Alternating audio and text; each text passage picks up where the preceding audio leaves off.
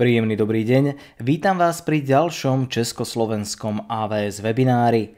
Moje meno je Vladimír Šimek, pre spoločnosť Amazon Web Services pracujem ako Senior Solutions Architect a pomáham klientom zo strednej a východnej Európy s technickou časťou ich cesty do cloudu. Témou dnešného webinára je optimalizácia nákladov pri dátovom prenose z AWS Cloudu. Na rozdiel od našich predchádzajúcich webinárov vás ním nebudem sprevádzať ja, ale Nazar Špak zo spoločnosti StormIT, ktorá je partnerom AWS. Nazare, nech sa páči, máš slovo. Dobrý den. Zdravím všechny diváky dnešního dílu československého webináře. Ještě předtím, než se pustíme do dnešního tématu, tak se krátce představím.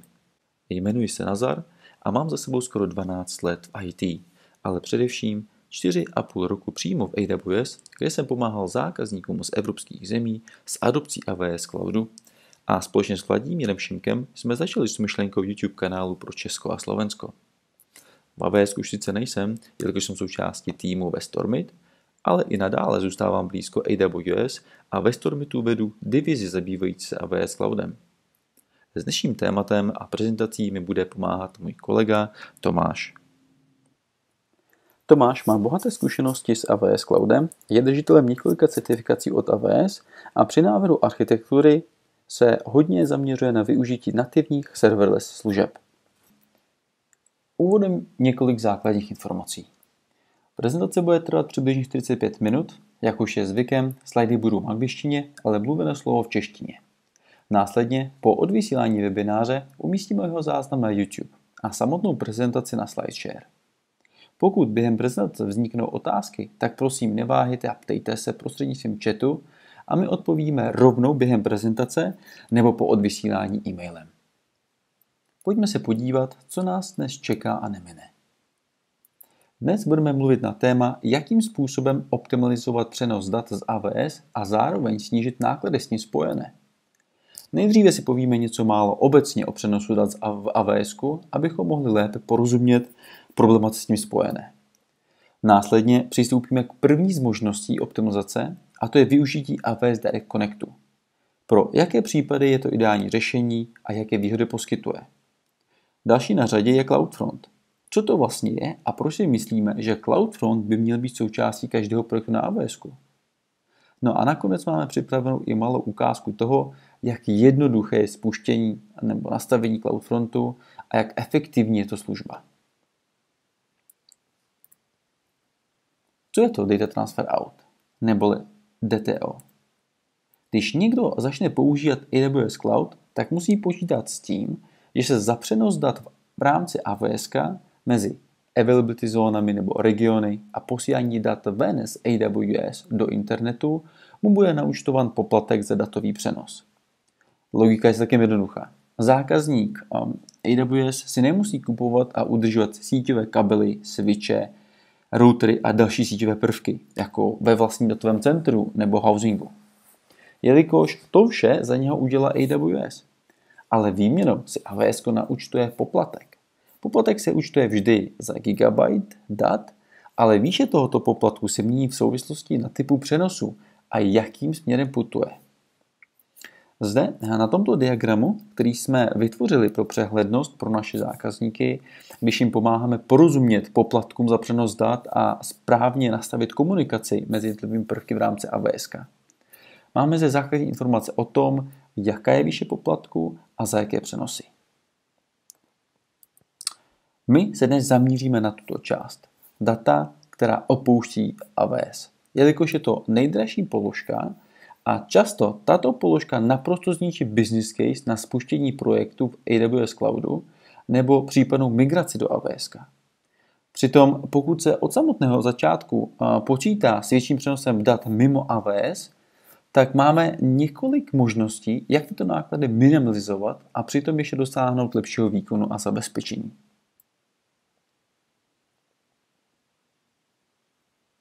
Aby bylo jasné, co mám na mysli lepším výkonem a bezpečností, tak si to ukážeme na tomto jednoduchém diagramu.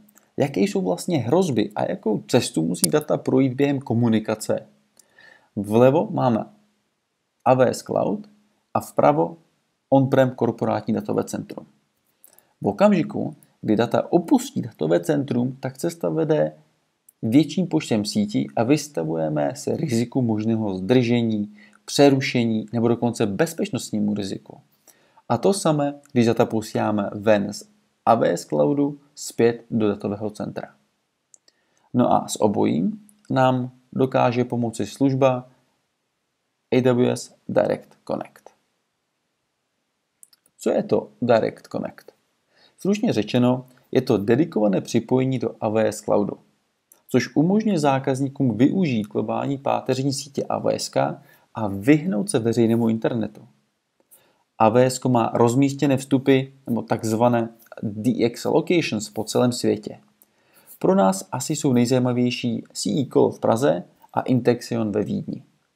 S využitím Direct Connectu můžete navázat soukromé připojení mezi AWS a vaším datovým centrem, kanceláří nebo kolokačním prostředím, což v mnoha případech může snížit náklady na přenos dat, zvýšit propustnost pásma a poskytnout konzistentnější výkon sítě, než je tomu v případě připojení přes internet. Jak vidíme na diagramu, AWS podporuje 2 rychlosti, a to 1 gigabit nebo 10 gigabitů za sekundu, což je pro většinu případů více než dostačující. Jedinou komplikací může nastat tato část. Zákazník si musí zajistit připojení do Direct Connect Locality.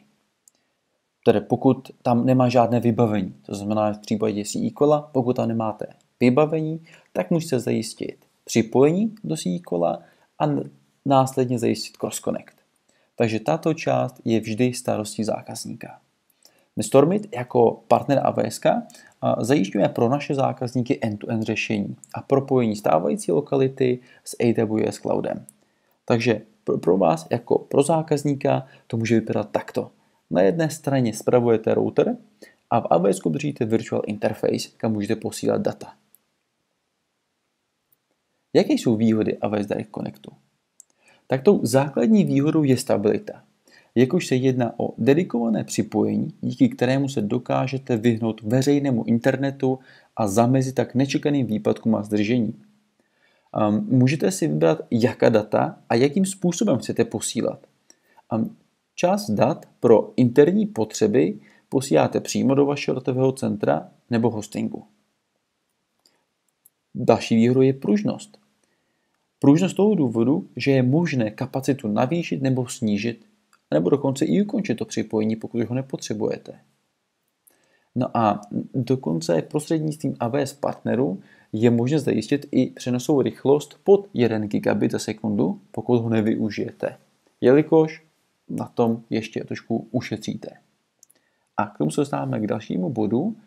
A nakolik takové řešení AWS Direct Connectu přijde? Tak sazba za gigabyte přenesených dat je skoro o 80% nižší než u Data Transfer Out. Takže za každý gigabyte přenesených dat prostřednictvím Direct Connectu zaplatíte 2 centy. Zatímco za datový přenos out byste zaplatili 9 centů za gigabyte přenesených dat. Za první 40 terabajtů a 7 centů za gigabyte za dalších 100 terabajtů. Takže zde vidíme obrovskou úsporu vůči Data Transfer Out. U AWS Direct Connectu si AWS k tomu naúčtuje poplatek za port, v závislosti na kapacitě, ale za 1 gigabit port zaplatíte $240. A jak jsem zmínil před několika minuty, zákazník si musí zajistit konektivitu do DX lokality, s čím budou spojené další náklady, což úsporu částečně sníží, ale pořád je to cenově a technicky mnohem výhodnější řešení. Pojďme si udělat srovnání s pomocí AWS kalkulačky. Tak, zde máme online kalkulačku, která je dostupná pro kohokoliv na internetu veřejně. A nejdřív tedy zadáme datový transfer out a zvolíme 30 terabajtů.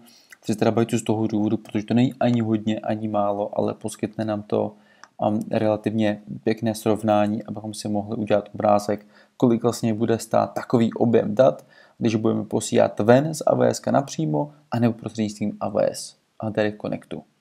Tak, to si musíme dávat pozor vždy, abychom vybrali správný region.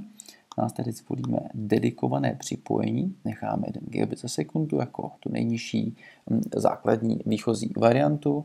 Zde zvolíme CE kolo. Datový transfer do AWS je vždy zdarma, nebo v drtivé většině případů zdarma.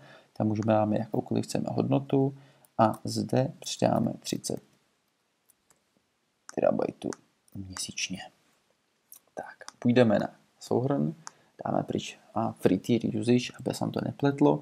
Tak a vlastně vidíme. Takže pokud pošleme 30 terabajtů ven z AWS Cloudu přes datový přenos, takže napřímo do internetu, tak nás to vyjde na $2662. Ale když pošleme stejný objem prostřednictvím AWS Direct Connectu, který nám prostě zajistí i lepší připojení, spolehlivost, výkonnost, všechno, tak ta cena je $834. Dobře, můžete namítnout, ale musíte ještě k tomu připočítat připojení nebo do CE kola, do tu poslední míli do DX Location Centra. Ano, ale z naší zkušenosti, pokud se bavíme v rámci České republiky, tak ta poslední míle bude kolem, dejme tomu, 1000 euro.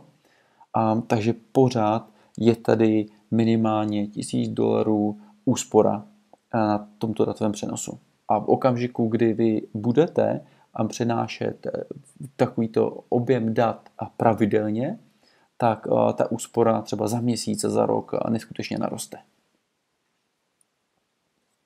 A v jakých případech je nejlepší využít AWS Direct Connect? Jako první je hybridní cloud nebo hybridní model. Většina organizací chce využít možností, které AWS Cloud nabízí, ale nejsou schopné rychlé migrace nebo potřebují umořit investici do stávající infrastruktury. Nebo třeba v případě regulace, kdy organizace je nucena z důvodu regulace si ponechat část infrastruktury pro regulované prostředí, ale část poběží v AWS. V těchto a dalších případech AWS Direct Connect pomůže zajistit komunikaci mezi on-prem infrastrukturou a AWS Cloudem v optimální kvalitě a s nízkými náklady. Dalším disaster recovery. Organizace využívají Direct Connect pro oboustrannou zálohu dat k vytvoření disaster recovery řešení pro zajištění kontinuitu provozu, takzvaně business continuity. A jelikož tyto operace jsou náročné na datový přenos, a Direct Connect poskytuje potřebnou propustnost, bezpečnost a snížení nákladů. Latence. Snížení latence. S pomocí AWS Direct Connectu se vyhýbáte veřejnému internetu a využíváte optimalizovanou páteřní síť AWS, díky čemu dosáhnete nižší latence požadované některými aplikacemi, jako například VoIP aplikace. No a poslední tady máme Big Data, nebo radši celkově analýza a zpracování dat. A s využitím Direct Connectu společnosti mohou přenášet data rychleji, bezpečněji a mnohem levněji než s využitím jiných způsobů přenosu dat. Například situace, kdy data jsou uložena mimo AWS, ale posílají se do AWS pro zpracování a následně potřebujeme přenést výsledek zpět ven z AWS. Jak vidíme, AWS Direct Connect má celou řadu využití a poskytuje spoustu výhod od propustnosti přes bezpečnost až po snížení nákladů. Ale je určen pro případy, kdy máme přesně definovanou druhou stranu a je vhodný pro zajištění dedikovaného připojení pro provoz interních aplikací. Co když ale v AWS Cloudu provozujete mobilní nebo webovou aplikaci, hru, e-shop, SaaS řešení a podobně. Tedy prostředí, které je určené pro širokou veřejnost a koncové uživatele na internetu. S tím vám Direct Connect nepomůže. Ale v AWS samozřejmě na tyto případy mysleli a nabízí CloudFront nebo Amazon CloudFront. A co je to Amazon CloudFront? Amazon CloudFront je Content Delivery Network, CDN, od AWS, která umožňuje bezpečně, rychle a s nízkou latencí doručit data, video, aplikace a API globálně.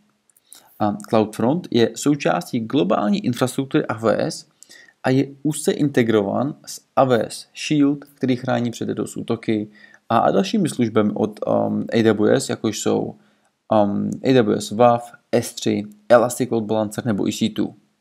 No a v neposlední řadě umožňuje snížit náklady. Ale ještě předtím si pojďme něco říct o tom, jak CloudFront funguje. Pro distribuci obsahu CloudFront využívá globální síť 216 Point of Presence, neboli Edge Locations. A toto číslo neustále roste. Jak vidíme na mapě, CloudFront má přítomnost na všech kontinentech a v poslední době expanduje i do těžko přístupných oblastí Afriky. Amazon CloudFront poskytuje celou řadu výhod. A pokud bychom měli projít úplně všechno, tak nám nebude stačit ani 5 webinářů. Ale z pohledu výkonu zde máme několik bodů. Jednou ze základních výhod je optimalizace sítě. Amazon CloudFront neustále měří připojení k internetu, aby našel nejlepší způsob, jak a kam směřovat požadavky. Zároveň Amazon CloudFront běží na páteřní globální síti AWS, která umožňuje efektivní přenos požadavku mezi CloudFront Edge a dalšími službami AWS napříč regiony a aplikacemi. Optimalizace síťové vrstvy umožňují Amazonu CloudFront akcelerovat statický, ale taky dynamický obsah pro lepší výkon. A síť CloudFrontu se využije nejen pro posílání dat ven, jako v případě třeba S3 Transfer Acceleration, pro zrychlení posílání dat do AWS S3. Zároveň CloudFront poskytuje celou řadu nástrojů pro zabezpečení distribuovaného obsahu s pomocí šifrování nebo umožňuje kontrolovat, omezovat přístup k určitému obsahu, jako například kdo může přistupovat z jakých lokalit, signed URL a podobně. CloudFront je možné využít i v případě, že požadujete infrastrukturu, která je PCI DSS certifikovaná, jelikož CloudFront splňuje tyto podmínky a získal i další certifikace, jako třeba HIPAA a podobně. Pro přehlednost si ukážeme, jak CloudFront funguje v praxi. Podobný diagram už jsme viděli na začátku našeho webináře. AWS Cloud je vlevo, ale vpravo tentokrát máme uživatele na internetu. A v tomto případě je ještě obtížnější zajistit spolehlivý přenos dat, jelikož uživatelé nejsou na jednom konkrétním místě, ale jsou rozházeni v různých lokalitách s různou kvalitou připojení a podobně. V okamžiku, kdy data opustí AWS síť, tak cesta vede větším počtem sítí po internetu a vystavujeme se riziku možného zdržení, přerušení spojení nebo dokonce bezpečnostnímu riziku. CloudFront nám pomůže tím, že zkrátí cestu, jakou data musí urazit přes internet a přiblíží nás ke koncovému uživateli. Tím nám zajistí stabilnější a hlavně rychlejší komunikaci pro spokojenost uživatele. Navíc CloudFront není jen v uvozovkách hloupá CDN, ale na Edge Locations nám poskytuje možnost využít výpočetní výkon v podobě lambda funkcí, takže lambda at Edge, nebo integrací s dalšími službami, které využívají Edge infrastrukturu, jakož jsou AWS WAF nebo Route 53. Jelikož CloudFront je pouze jednou ze služeb z takzvaného Edge Services ekosystému. No a tady máme všechny přehledně pohromadě. CloudFront jako CDN zajišťuje distribuci obsahu statického, dynamického nebo streamování audia a videa. AWS WAF nebo Web Application Firewall pomáhá chránit aplikační vrstvu před útoky, jako jsou třeba SQL injections. AWS Shield je spravovaná služba ochrany proti DDoS útoku, především na úrovni 4 a 6. A existuje ve dvou variantách. Standard, to je základní, která je vždy aktivní pro všechny AWS zákazníky bez poplatku navíc, a Advanced, dostupná za příplatek a kromě větších funkcionality, přehledu a o útocích a podobně, zákazníci obdrží přístup k AWS DDoS týmu, který pomůže s ochranou a je dostupný 24/7. A poslední je Amazon Route 53, což je DNS služba. A s pomocí těchto Edge služeb můžete vytvořit předsunutý bezpečnostní perimetr kolem vašeho prostředí v AWS a zajistit lepší ochranu a bezpečnost pro vaši aplikace. A jaký jsou typické use casey pro využití CloudFrontu? Tak kromě všeobecně používaných a známých výhod CDNky, jako jsou caching statického obsahu, streaming videa, distribuce softwaru, To jsou třeba i méně známé případy využití, jako jsou zabezpečení a ochrana proti DDoS útokům a ochrana aplikační vrstvy pomocí WAF, nebo doručení a zrychlení dynamického obsahu a API. No a v neposlední řadě, hlavně v případě AWS, snížení nákladu na datový přenos, jelikož se nemusí platit za datový přenos mezi CloudFrontem a dalšími službami AWS jako S3, EC2 nebo ELB. O technických výhodách CloudFrontu jsme si řekli celkem dost. A teď se soustředíme spíše na možnosti optimalizace nákladu. Pokud provozujeme aplikaci a ukládáme obsah v AWS, tak v případě přenosu dat ven z AWS platíme za Data Transfer Out, už zmíněných 9 centů za gigabyte. A k tomu nemáme žádnou kontrolu nad daty v okamžiku, kdy opustí AWS region a vystavujeme si riziku snížení výkonu a zabezpečení.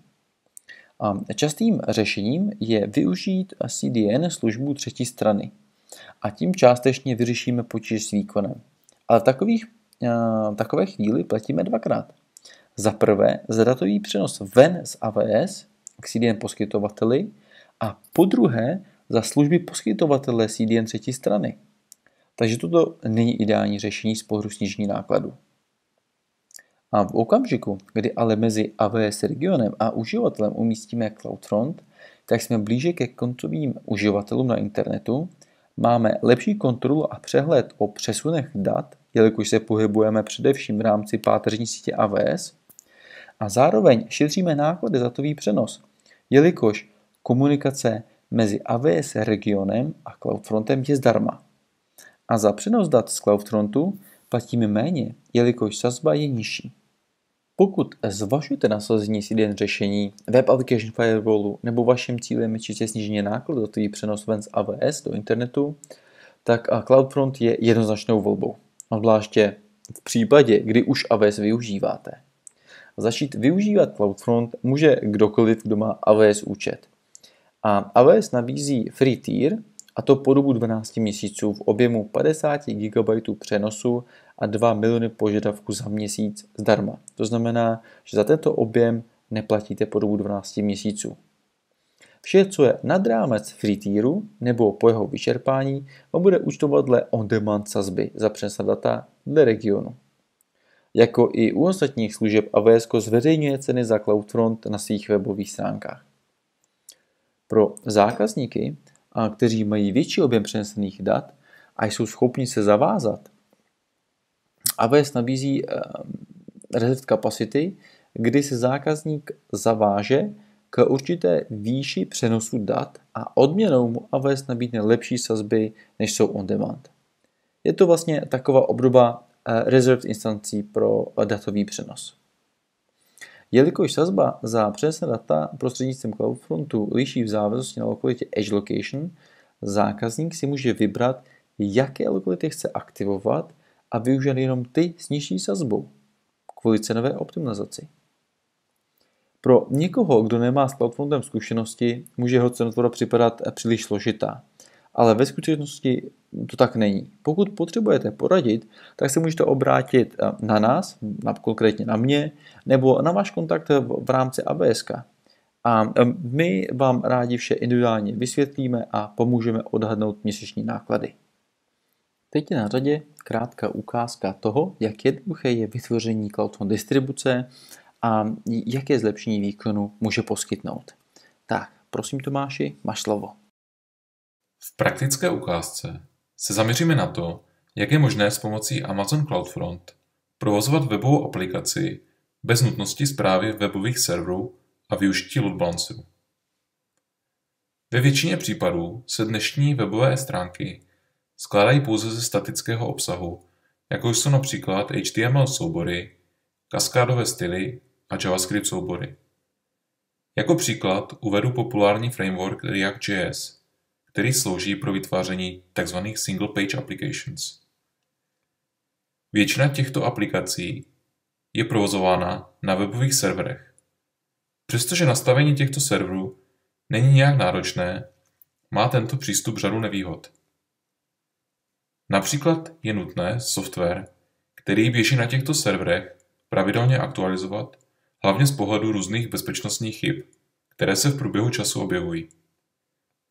Dále je nutné počítat s tím, že server může být z nějakého důvodu nedostupný.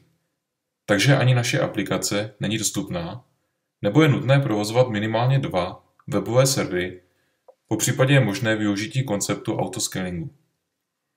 V těchto případech je nutné mít navíc load balancer nebo proxy server, takže náklady na provozování takového řešení narůstají.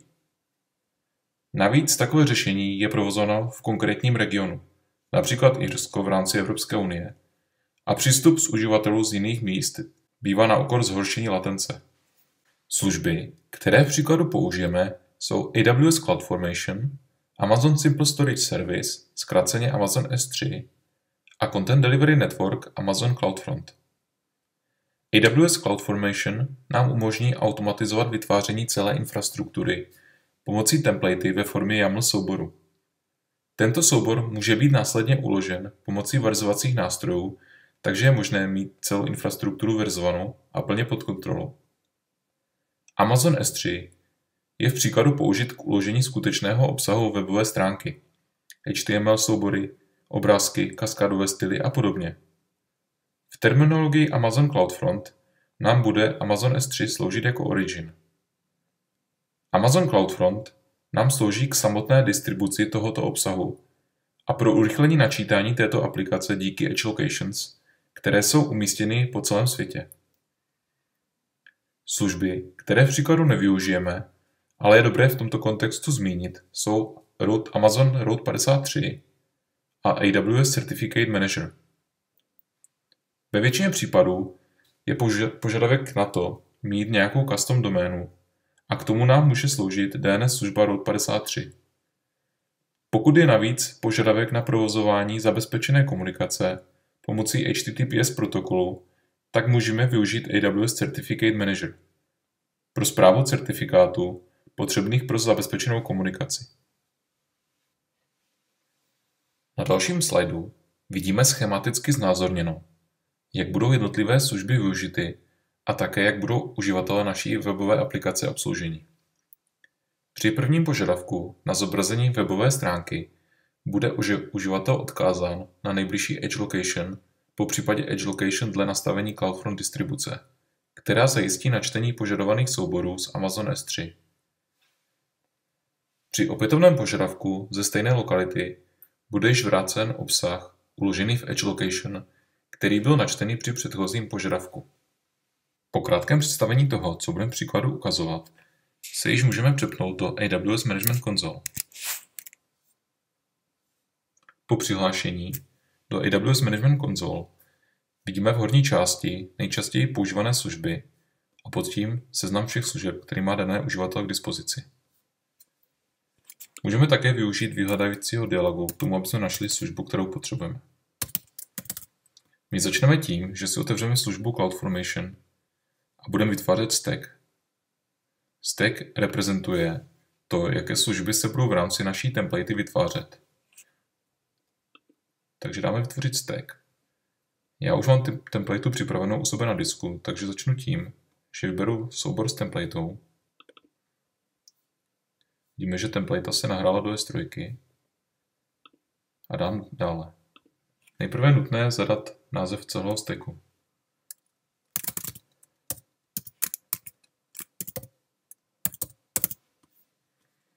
Vidíme, že templata má i nějaké vstupní parametry, které jsou očekávány. Jako defaultní hodnotu pojmenování naší domény, které bude následně použitý pro název S3 bucketu, je tady tahle webová stránka. Na další obrazovce je možné zadat tagy, které jsou vhodné k tomu, aby jsme věděli, k čemu všechny služby, které se vytvářejí, slouží.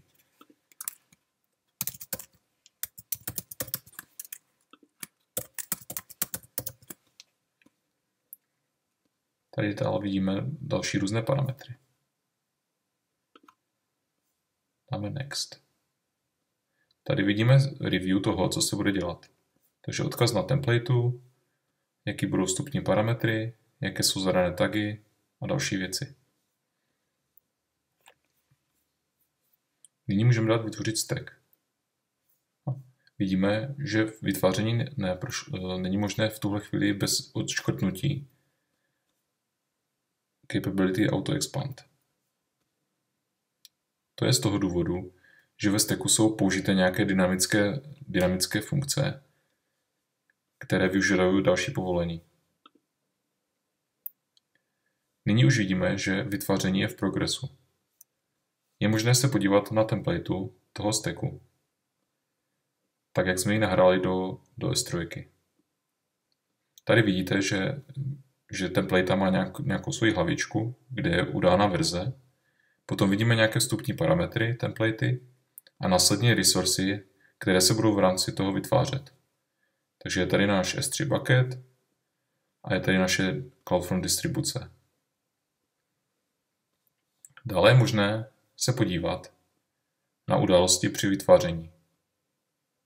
Tady vidíme, že aktuálně jsou tady tyto věci v progresu ve vytváření. Ještě si můžeme projít nějaké stack informace a tak dále. Ještě se vrátím zpátky do našeho slajdu, abych zopakoval to, jak bude vlastně vypadat výsledná aplikace.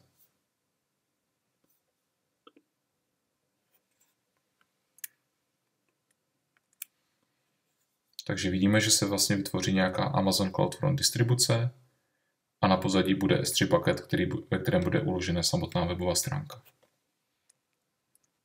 Nyní se vrátíme zpátky do AWS Management Console a podíváme se na výsledek vytváření stacku.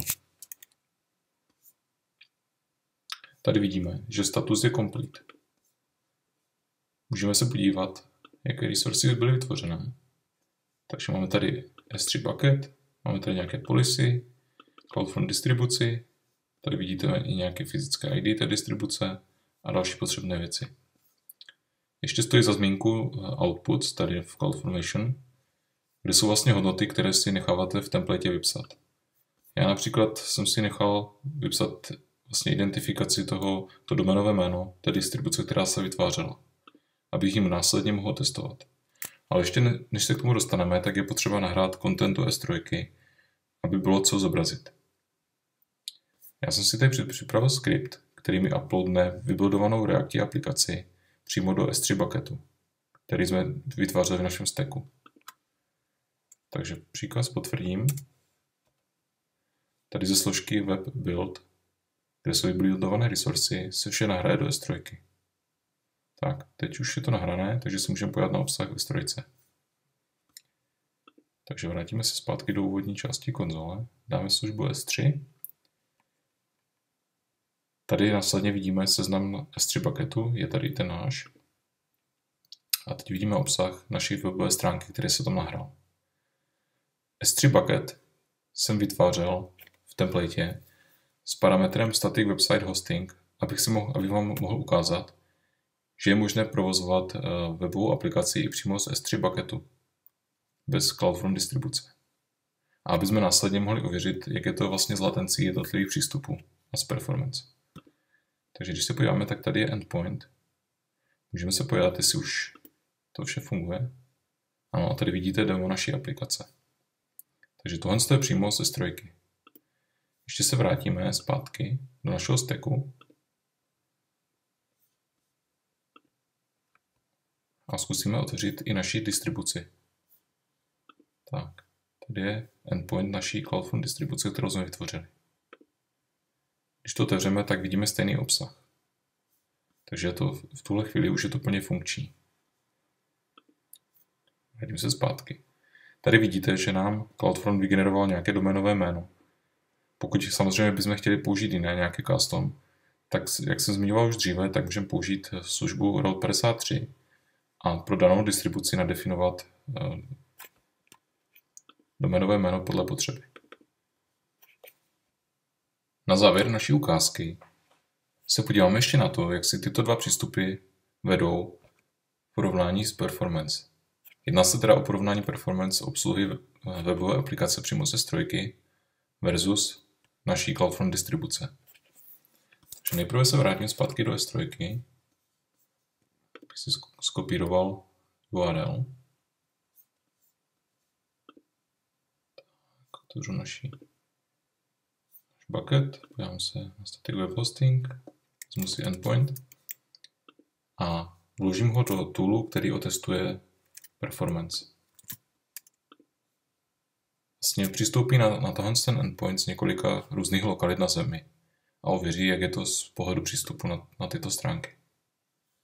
Takže spustíme test. Když nám test doběhne, tak to samé uděláme i pro naši CloudFront distribuci. Takže vrátíme se zpátky, skopírujeme doménové jméno naší distribuce a vložíme ji do dalšího. Tak, spustíme test, počkáme si na výsledek. Tak, test nám doběhl. Tady vidíme vlastně nějaké hodnoty naší CloudFront distribuce. Vidíte, že tady jsou nějaké časy, je tady connect time, time to first byte a můžeme si vzít nějaké místo. Třeba tady můžeme zkusit Ameriku. Tady vidíme, že connect je 11 a time to first byte taky 11.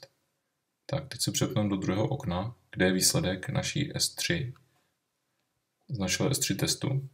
A tady vidíme, že pro Ameriku byl connect time 155 a time to first byte 171. Takže vidíte, že jen na takové jednoduché aplikaci ten výsledek je výrazně lepší. Ještě můžeme se podívat třeba na Budapešť, connect je 52 a time to first byte 60. A tady je u Budapeště je connect time 0,88 a time to first byte 1. Takže vidíte, že využití CloudFront distribuce pro provozování naší webové aplikace má určitě význam, hlavně pokud se to jedná o globální aplikaci, kde uživatelé přistupují z různých lokalit. Takže to bylo vše k této krátké ukázce z jednoho možného využití CloudFront distribuce pro provozování jednoduché webové aplikace. Děkuji ti, Tomáši, za názornou ukázku. No a proč si myslíme, že zákazníci AWS by měli zahrnout CloudFront v každém projektu? Tak za prvé je to best practice od AWS. A CloudFront jako jedna z nejlepších CDNek na trhu pomáhá výrazně zrychlit doručení obsahu. Ale zároveň CloudFront není jen o doručení obsahu. Při správném využití pomáhá zvýšit výkonnost aplikace, zvýšit její zabezpečení a celkově zlepšit stabilitu aplikace. Díky zabudovaným bezpečnostním prvkům a integraci s dalšími službami od AWS, jako jsou AWS WAF a Route 53, umožňuje vytvoření vnějšího ochranného perimetru aplikace a lepší ochranu provozovaného prostředí.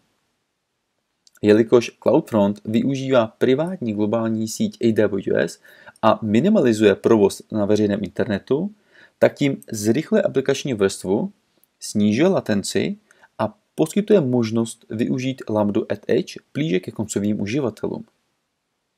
CloudFront je levnější než Data Transfer Out a ještě k tomu navíc je možné získat lepší podmínky v případě většího objemu se závazkem. No a využít CloudFront je možné i pro originy, které jsou mimo AWS, jako v případě provozu hybridního prostředí nebo multicloud prostředí, kdy část nebo i komplet provozovaného prostředí není nasazené v AWS. Na závěr si stručně shrneme, jaké jsou možnosti přenosu dat ven z AWS a výhody každé varianty. Takže první je Data Transfer Out přímo z EC2, S3 a dalších služeb.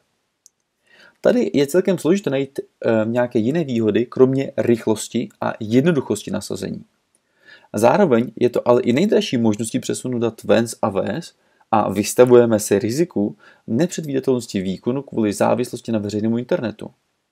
A v některých případech se jedná o méně bezpečnou variantu, kdy zákazníci posílají dat z S3 přes HTTP nebo nemají certifikáty na EC2 a chybí jakákoliv další vrstva ochrany.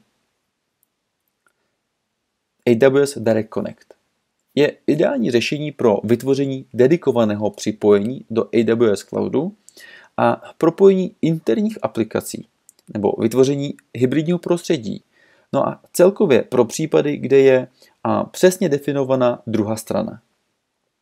Mezi výhody jednoznačně můžeme zařadit to, že Direct Connect poskytuje konzistentní a předvídatelný výkon, pomáhá snížit náklady na datový přenos díky nižší sazbě za gigabyte, zvyšuje úroveň zabezpečení díky dedikovanému připojení nabízí různé možnosti kapacity přenosu dat a jednoduchost využití po úvodním nastavení a zajištění připojení. No, proto, aby zákazníci mohli využít výhod Direct Connectu, musí si projít poněkud složitějším spuštěním a nastavením na začátku. Jelikož do procesu jsou zapojené třetí strany, tak se proces prodlužuje a generuje náklady navíc. No a CloudFront nakonec. CloudFront je ideální řešení pro projekty a aplikace, kdy koncoví uživatelé jsou na internetu, jelikož se jedná především o prvotřídní CDN službu. Mezi další výhody patří to, že CloudFront je jednoduché začít využívat a nastavit v rámci AWS konzole nebo CLI. Zlepšuje celkový výkon aplikace, snižuje latenci. CloudFront je zároveň i levnější možností než posílání dat ven do internetu napřímo. Zvýšuje zabezpečení provozované aplikace nebo prostředí díky už zabudovaným bezpečnostním prvkům a třeba splňuje požadavky pro PCI DSS. Je to škálovatelné řešení, kdy se vyhýbáme single point of failure. A úzká integrace s dalšími službami z Edge ekosystému jako Lambda at Edge, AWS WAF a AWS Shield a Route 53 jsou de facto takovou třešničkou na dortu. No a abych pravdu řekl, tak u CloudFrontu jsme nepřišli na žádné nevýhody. Jedině, že v určitých velice specifických situacích nebylo možné CloudFront využít, protože nebyl podporovaný určitý protokol nebo způsob komunikace. No a pro dnešek je to vše. Velice děkujeme za pozornost všem těm, kdo to vydržel až do konce. V případě jakýchkoliv dotazů nás můžete kontaktovat na uvedených kontaktních údajích a rádi s vámi probereme vaše projekty a případně doporučíme možnosti optimalizace AWS prostredí. Ďakujem veľmi pekne Nazarovi a Tomášovi za dnešnú prezentáciu. Ak nás sledujete v premiére, len pripomínam, že nahrávka webinára bude čoskoro dostupná na našom AWS československom YouTube kanáli. Ak sme náhodou nestihli zodpovedať vaše otázky prostredníctvom chatu, urobíme tak v najbližších dňoch cez e-mail buď my, alebo kolegovia zo spoločnosti Stormit. A na záver mi dovolte poďakovať sa za vašu pozornosť, zaželať vám príjemné, ničím nerušené leto a pri ďalších webinároch sa teším. Do počutia.